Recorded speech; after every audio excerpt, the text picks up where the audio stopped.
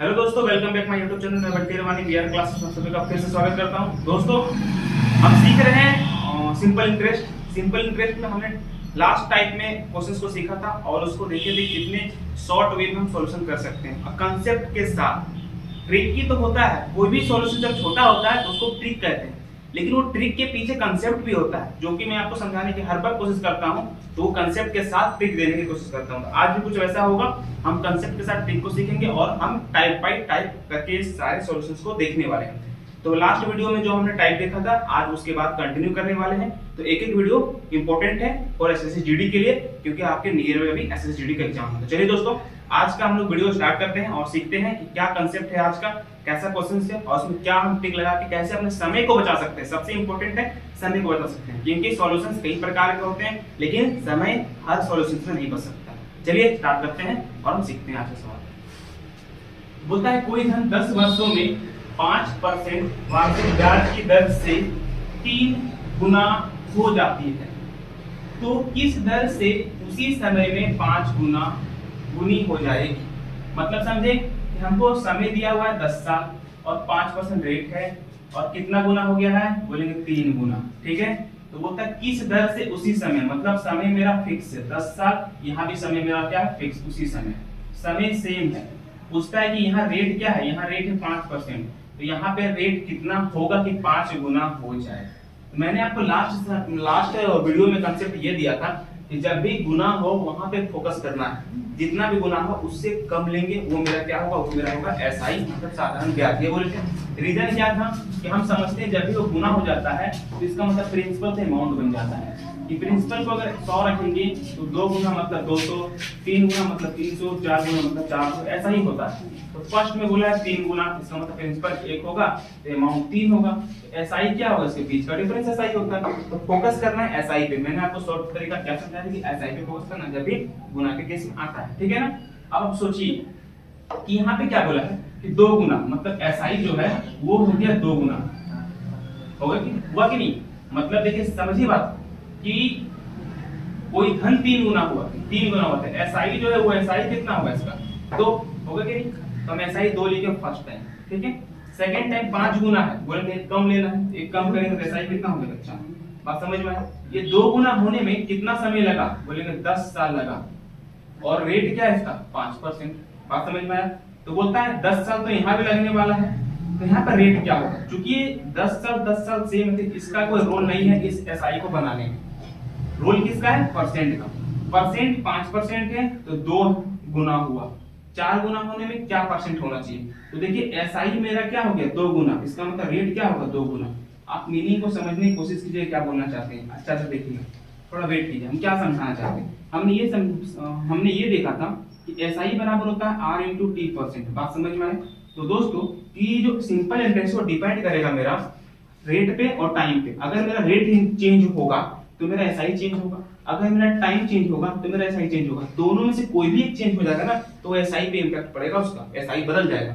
तो यहाँ पर मेरा टाइम चेंज नहीं हो रहा है, टाइम चेंज नहीं हो रहा है, इसका मतलब केवल कौन चेंज हो रहा है, रेट। तो रेट जितना चेंज होगा एसआई भी उतना चेंज होगा, एसआई जितना चेंज होगा रेट भी उतना ही चेंज होगा। तो हम क्या देखें कि एसआई 2 गुना हो गया, इसका मतलब रेट क्या होगा 2 गुना। बस सिंपल नहीं था, समझ में आया बात क्या की इस क्वेश्चन पे। चलिए आगे चलते हैं नेक्स्ट क्वेश्चन पे, इसको नोट कर लीजिए। नेक्स्ट क्वेश्चन पे चलते हैं।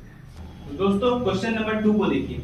कोई धन को 10% की दर से 2 वर्ष के लिए कर्ज पर लगाया गया, रेट है मेरे पास 10% और 2 साल के लिए हम ब्याज पर लगाएं। ठीक है, यदि उस धन को 6% की दर से 4 साल के लिए कर्ज पर लगाया गया होता तो 1200 रुपया अधिक मिलता, 1200 रुपया अधिक ब्याज प्राप्त होता। तो मूलधन ज्ञात करें।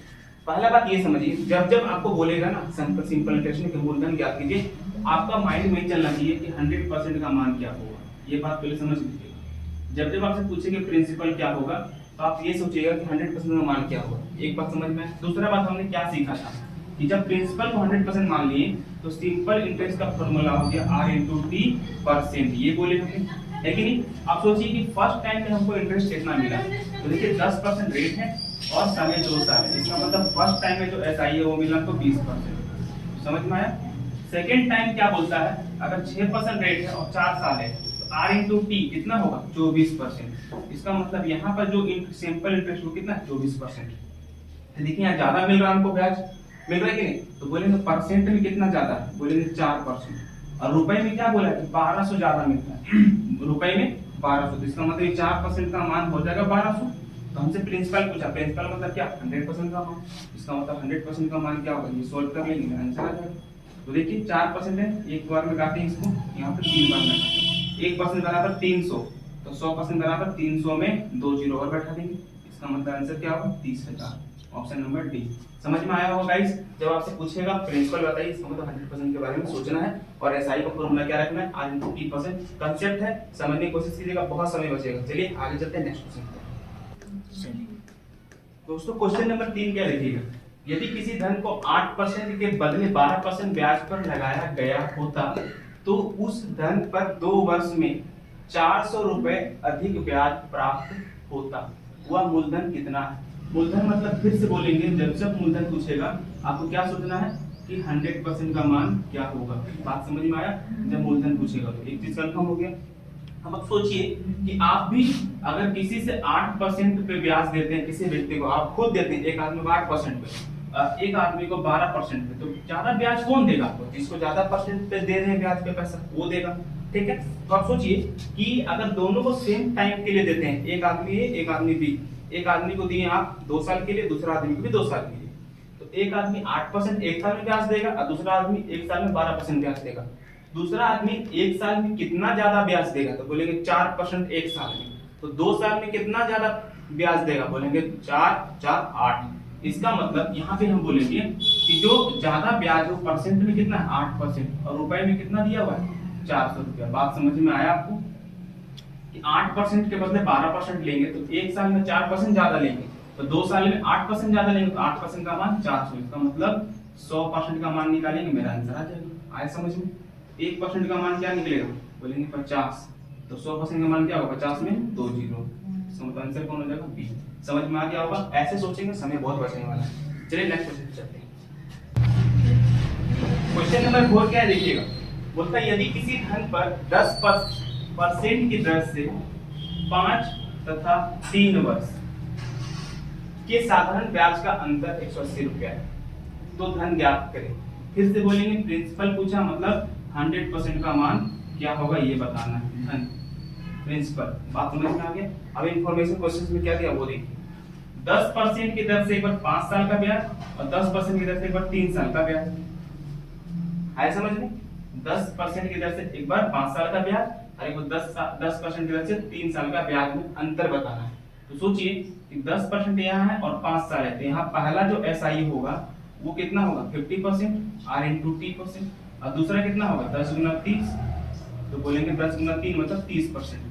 इन दोनों का अंतर कितना 20%, मतलब 20% का मान क्या होगा, ये तो क्वेश्चन में दिया हुआ है, क्या दिया हुआ है 180 रुपया दी, मतलब 20% का मान कितना हो गया 180 रुपये।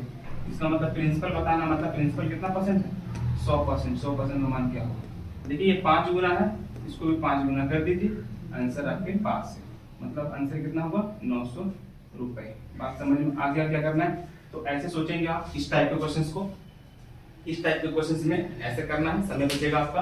और ये बहुत ही शानदार कांसेप्ट है r × t वाला, और फेस का पूछा मतलब 100% रखना है, समझ में आ गया होगा। चलिए हम लोग अगले वीडियो में मिलेंगे, नेक्स्ट वीडियो में नेक्स्ट टाइप के साथ। एसएससी जीडी के एग्जाम में ये सारे वीडियो जो है एक एक करके देखते रहिएगा, और जितने भी वीडियो है सारे वीडियो को आप देखिए, बहुत ही शानदार और बहुत ही आसान और इजी कंसेप्ट के साथ आपको समझाने की मैंने कोशिश किया है। उसको देखिएगा, बहुत हेल्प मिलेगा, तो उसको देख लीजिएगा, ठीक है। और जो भी चैनल पर नए हैं चैनल सब्सक्राइब कर लीजिएगा, रेगुलर वीडियो आपके पास आ रही है और नए नए चीजों को मैं कोशिश कर रहा हूँ सिखाने का तरीके के साथ। मिलते हैं नेक्स्ट वीडियो में, आज के लिए इतना ही, take care, bye bye, good day.